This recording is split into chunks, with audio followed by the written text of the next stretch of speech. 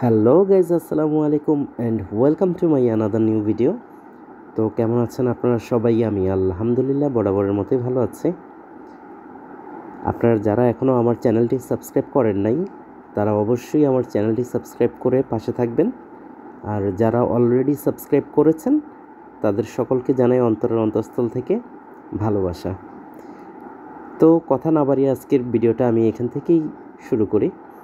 সেটা হচ্ছে গতকালকে আমার ফোনে ঠিক বিকেলে একটা মেসেজ আসছে যে শোরুমের থেকে আর কি, যে শোরুম থেকে আমি বাইক নিয়েছি সে শোরুম থেকে যে আপনার পেপারস রেডি হয়ে গেছে, আপনি ডেলিভারি চালান যেটা আমরা দিয়েছিলাম সেটা নিয়ে এসে আপনার পেপারস নিয়ে যান, রেজিস্ট্রেশন পেপারস।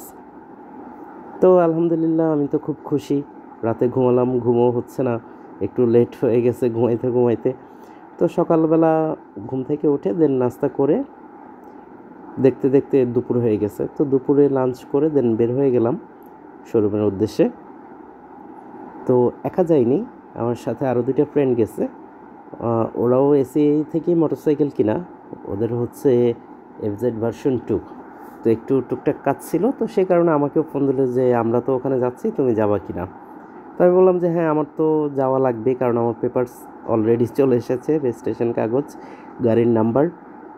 তো যেই কথা সেই কাজ, সাথে সাথে বের হয়ে গেলাম। আর বের হয়েই যাওয়ার রাস্তায় এখন আমার ফ্রেন্ডরা ওরা আমার পেছনে আছে। আমরা এখন যাব তেজগাঁ এসিআই, কী যেন নাম বলে, ফ্ল্যাগশিপ সেন্টার 3S। তো যাই হোক, ওদের ওখানে যেয়ে আমার পেপারসটা আমি কালেক্ট করব। আর আজকের পর থেকে মুক্ত আকাশে চলবো ফিরবো, অন্যরকম একটা অনুভূতি কাজ করতেছে। কারণ এতদিন তো বাইক কেনার পরে আমি ভয়ে বাইক বেরই করি নাই, যে বের করলে পুলিশ ধরবে, ধরে এটা সেটা কত রকমের কথা। কারণ ওদের তো অনেক রকমের সমস্যা।